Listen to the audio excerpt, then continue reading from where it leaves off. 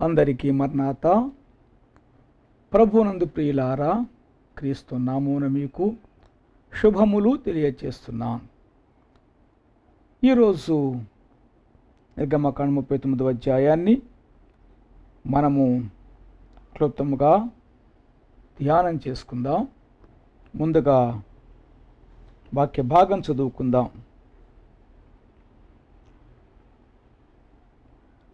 నిర్గమకాండం 39వ అధ్యాయము మొదటి వచనము.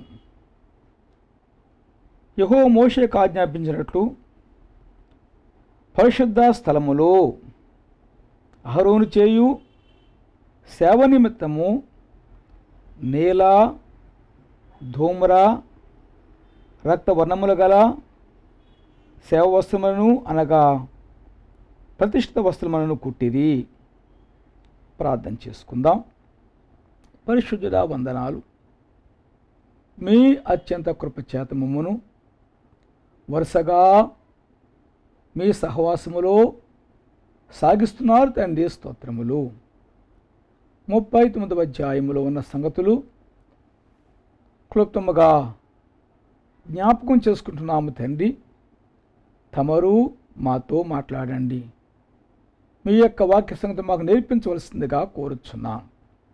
మీ కృప చూపించమని దయగల యేసు నామములో మిక్కిలి వినయముగా ప్రతిమలాడి వేడుకొనుచున్నాను పరలోకపు తండ్రి. ఆమేన్.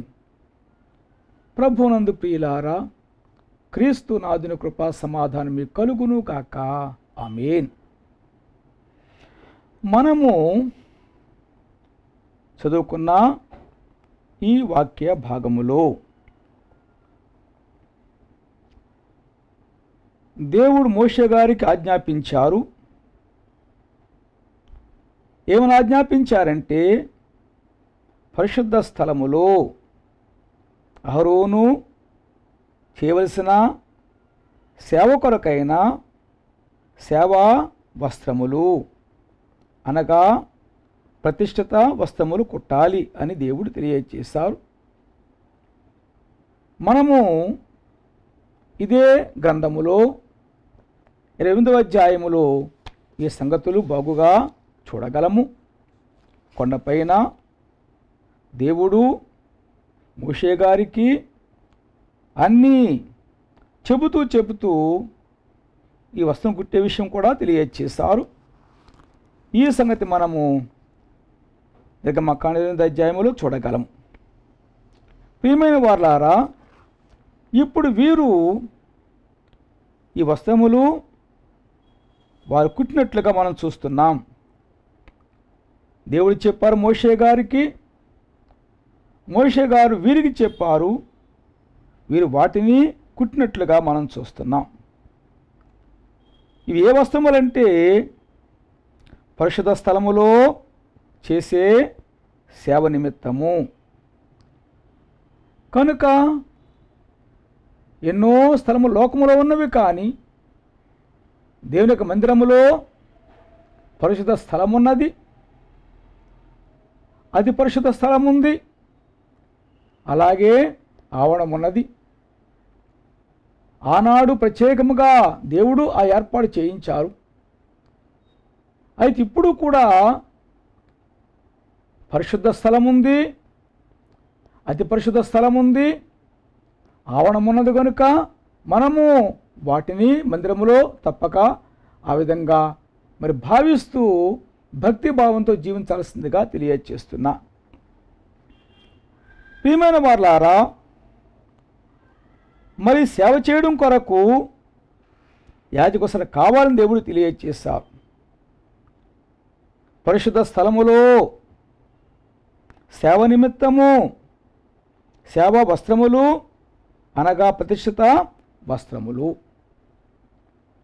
ఆనాడు దేవుడు ఏర్పాటు చేశారు. ఈనాటి వరకు మనం వాటిని తప్పక ఉపయోగించాలి. ఆనాడైతే ఇంకా ప్రత్యేకముగా దేవుడు తయారు చేయించారు. కానీ ఈనాడు కూడా దేవుని సేవ కొరకు వాడే వస్త్రములు తప్పక కలిగి ఉండుట మనకెంతో మంచిదని తెలియజేస్తున్నా. అలాగూ ప్రత్యేకమైన యాజక వస్త్రాలతో దేవునికి మందిరంలో పరిచర్య చేయుట ఎంతైనా ఒక ప్రత్యేకత, ఆశీర్వాదం అని మనం గుర్తించాల్సిందిగా తెలియజేస్తున్నాను. ఆనాడు దేవుడు ఎంతో చక్కని ప్లాన్ ఇచ్చారు. ఏవి ఎలా కుట్టాలో దాని గురించి తెలియజేశారు. మరియు అతడు బంగారుతోనూ నేల, ధూమ్ర, రక్తవర్ణముల గల నూలుతోనూ పేనిన సన్ననారతోనూ ఎఫోదును చేయమన్నారు, చేశారు. అలాగే లేత పచ్చలు సిద్ధం చేయాలి. అలాగే ముద్ర చెక్కబడినట్లు ఇసరపేళ్ళు వాటి మీద చెక్కాలి. ఇలాగూ వరుసగా చూస్తే ఎంత సిస్టమేటిక్గా చేయమని చెప్పారు దేవుడు, మనం చూస్తున్నాం. అంతేకాకుండా మరి అర్థముల పైన 12 గోత్రముల పేర్లు వ్రాయాలి అని దేవుడు తెలియజేశారు. అంతేకాకుండా ఇంకేమి చేయాలట? పరిశుద్ధ కిరీటమును, భూషణమును చెయ్యాలి అన్నారు. అలాగే దానిపైన యెహోవా పరిశుద్ధుడు అనే వ్రాత వ్రాయాలన్నారు. అలాగే వ్రాసారు. ఇలాగూ ఎంతో ప్రత్యేకమైనటువంటి ఏర్పాటు చేయించారు. అనగా వస్త్రముల విషయములో ఎలాగ కుట్టాలో, ఎన్ని వస్త్రములో వాడికి ఎలాంటి అలంకారం చేయాలో దేవుడు తెలియజేశారు. అంటే వాడిని ధరించగానే దైవ ప్రభావం కనబడుతుంది కనుక దేవుడే అలాగూ కుట్టాల్సిందిగా తెలియజేశారు. ఇదే ప్రకారం కుట్టినట్లుగా మనము చూస్తున్నాం. మరి మనము హెబ్రీ పత్రికలో చూస్తాము. 7వ అధ్యాయము, 8వ అధ్యాయము, 9వ అధ్యాయము, 10వ అధ్యాయం, 4 అధ్యాయాల్లో కూడా ఇక్కడ ఉండే విషయములే పౌలుగా చక్కగా విపులీకరించారు, చక్కగా తెలియజేశారు. ఆయన ఏమంటున్నారంటే యేసే మన ప్రధాన యాజకుడు అని చెప్పి అక్కడ తెలియజేశారు. కనుక యేసే మన ప్రధాన యాజకుడు, మన కొరకాయన అన్ని భరించే ప్రధాన యాజకుడు. అందుకే మనం వాక్యంలో చూస్తున్నాము. నిర్గమకాండము 8వ అధ్యాయములో 12వ వచనము, అప్పుడు ఇశ్రాయేలుకు జ్ఞాపకార్థమైన రత్నం అనగా ఆ 2 రత్నములను ఎఫోదు భుజముల మీద ఉంచవలను. అట్లు జ్ఞాపకము కొరకు అహరోను ఆ 2 భుజముల మీద యెహోవా సన్నిధిని వారి పేరులు భరించును. యెహోవా సన్నిధిని వారి పేరులు భరించును. కనుక ఆనాడే ప్రధాన యాజకు యొక్క పేరులు వీని భరించేవారిగా ఉండాలని చెప్పి ఆ ఏర్పాటు చేశారు. అయితే మన ప్రధాన యాజకు యేసుక్రీస్తు ప్రభువే అందరినీ ఆయన భరించేవారిగా ఉన్నారు. ఆయన యొక్క బిడ్డలుగా ఉన్న మనము ఈ గొప్ప భాగ్యాన్ని అర్థం చేసుకోవాలి. మన యొక్క పేరులు మనల్ని ఆయన భరించువారుగా ఉన్నారు కాబట్టి మరి మనము ఎంతో సంతోషించాలి. మన ప్రధాన యాజకు యేసుక్రీస్తు ప్రభువే ఇవన్నీ ఆయన అంతరంగముగా నెరవేర్చిన వారుగా ఉన్నారని మనము హెబ్రీ పత్రిక చూడగలమని తెలియజేస్తున్నా.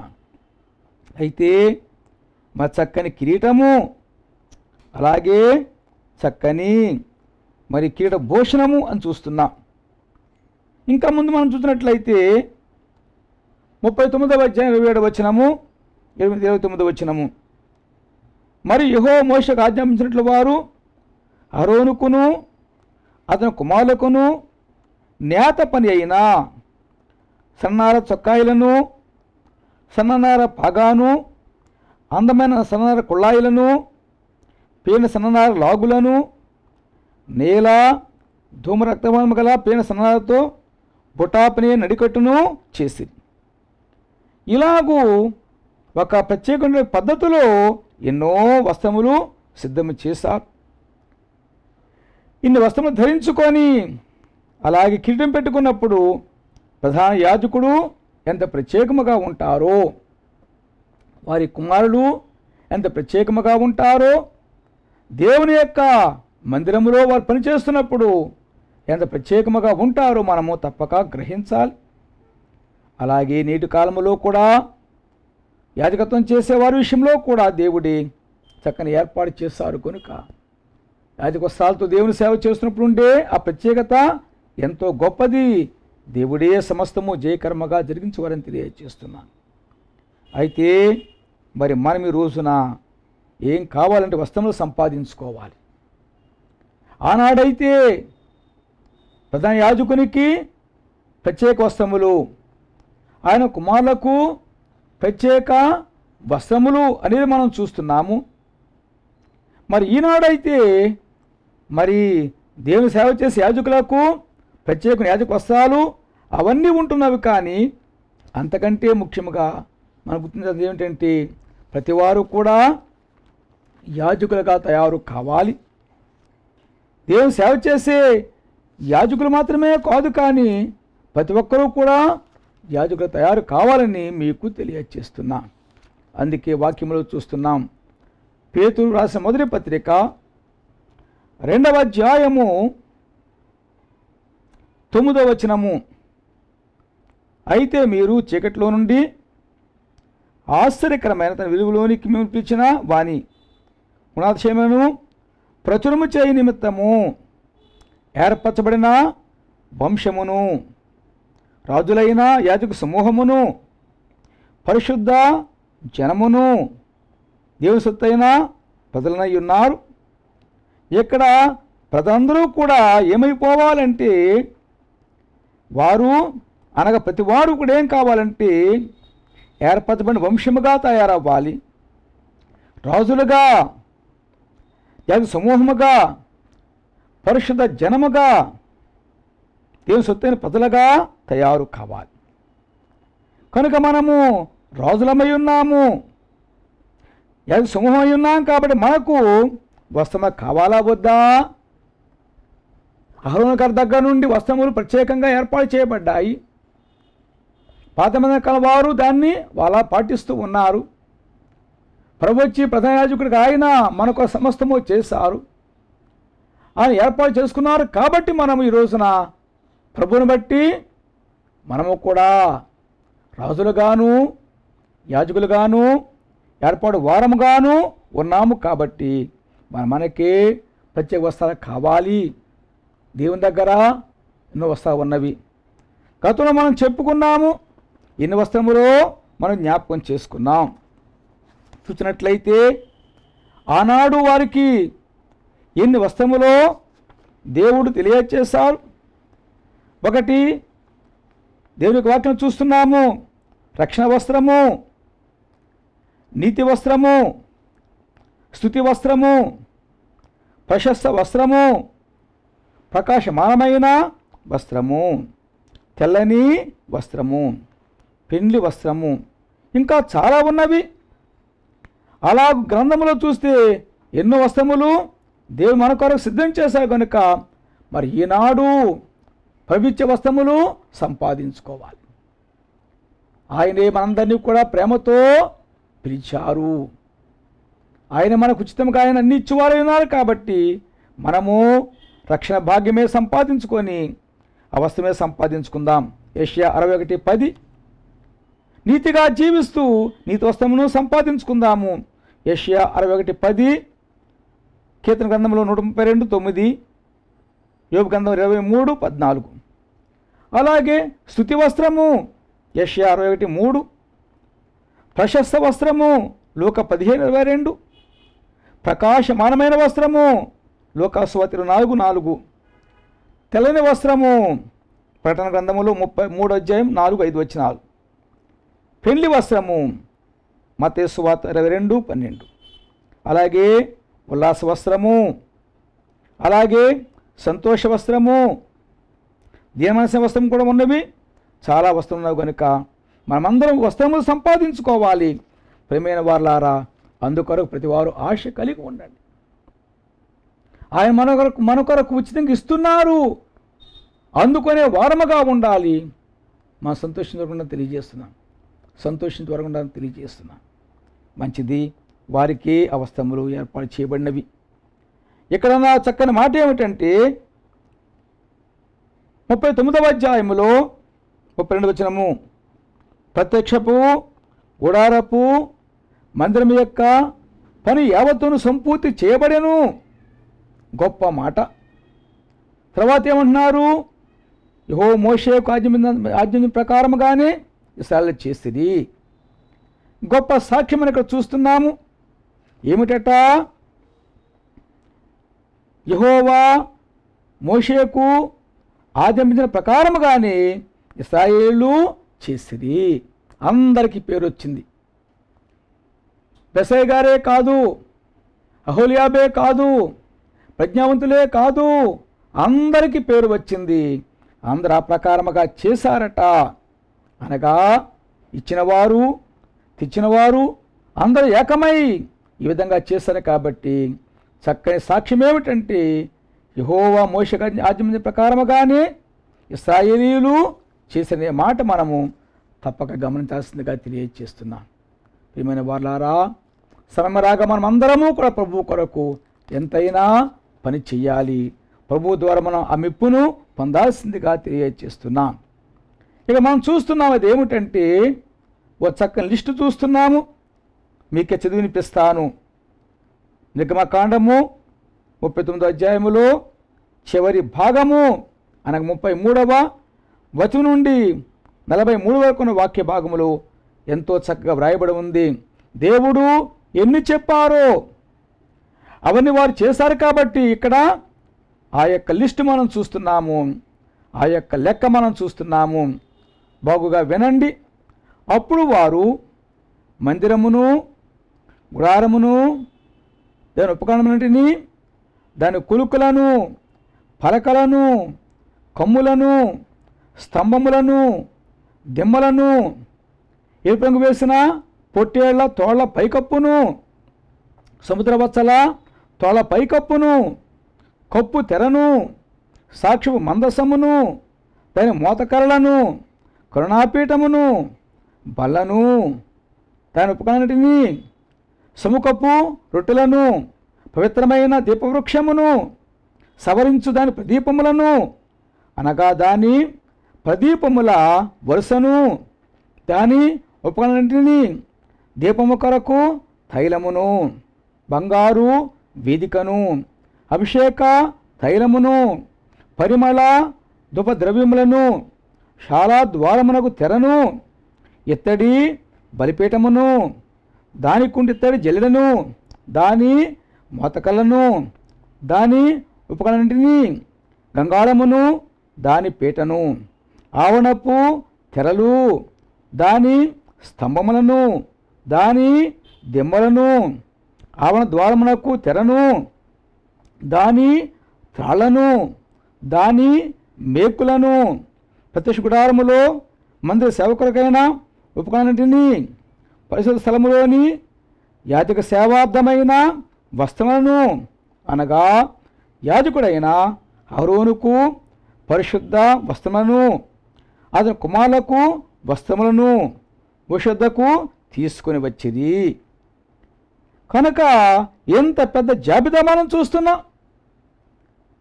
ఇన్ని దేవుడు చేయమని చెప్పారు, అన్నీ మోషే వారికి చెప్పారు.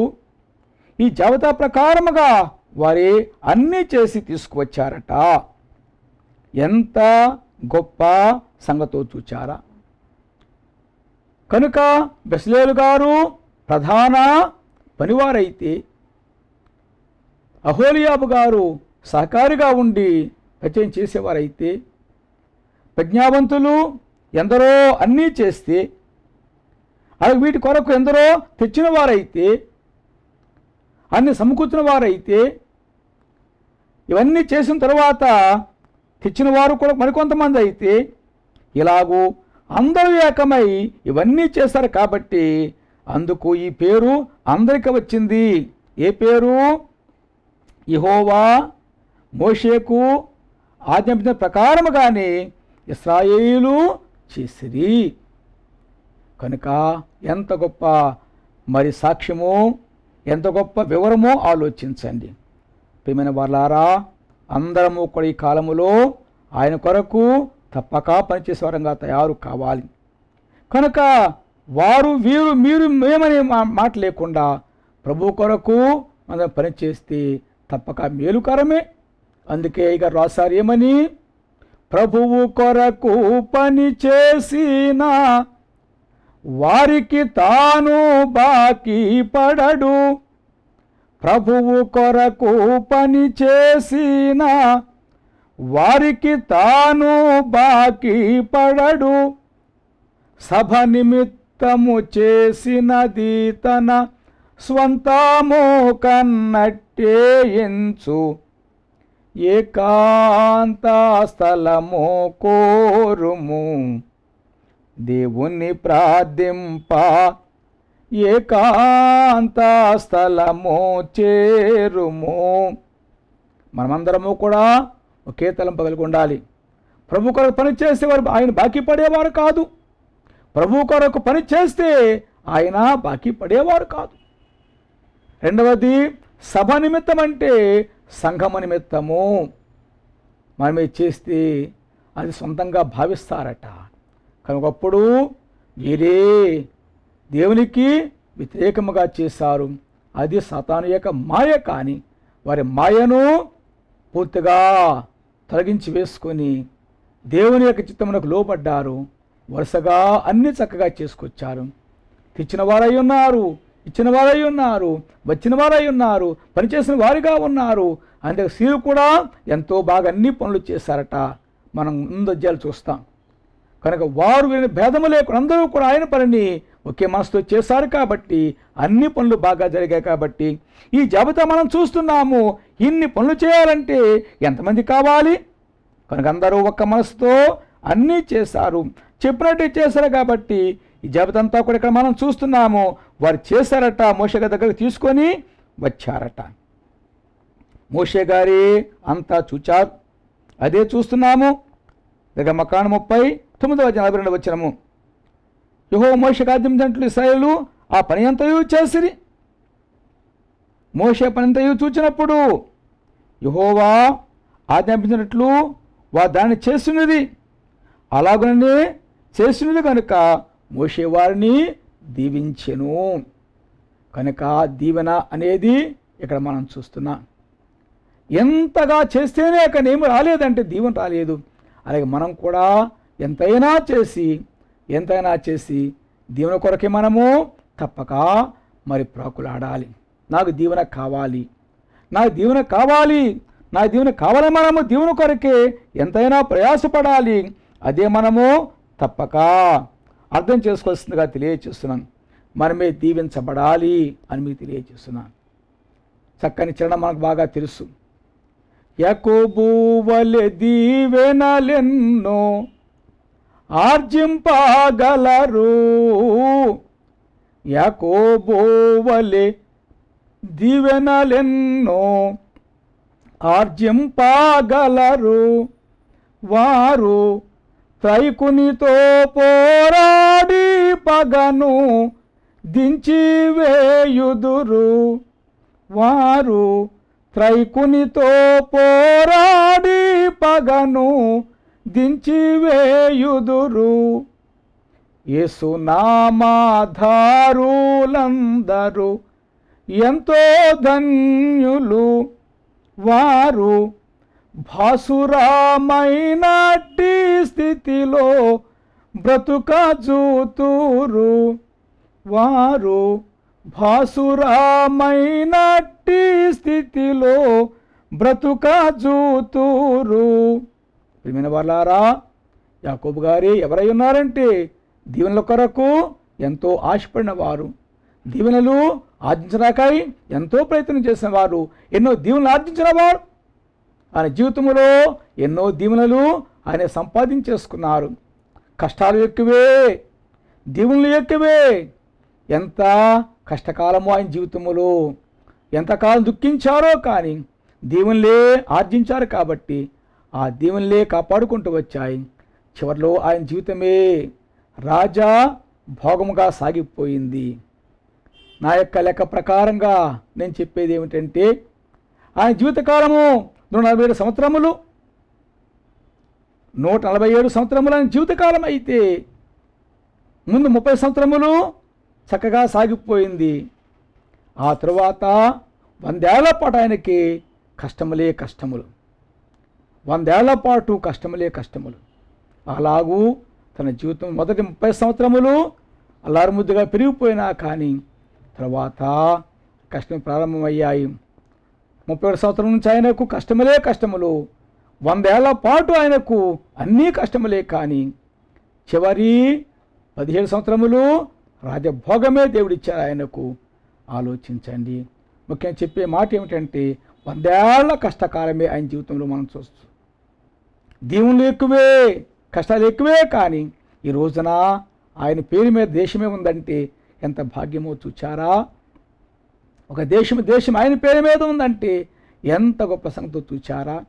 ఎందుకంటే దీవెనలు ఆర్జించారు కాబట్టి అన్ని ఆయన సాధించారు, చివరగా జయించారు. చివరిలో తన కుమారుని బట్టి ఐగుప్తు దేశంలో ఆయన మహారాజు వలె రాజభోగంతో జీవించారు. అంత భాగ్యము దేవుడిచ్చారు, అంత ఘనత ఇచ్చారని తెలియజేస్తున్నాను. మనం దీవెనలే సంపాదించుకుందాము. ఒక మోషే గారే వారిని దీవించారట.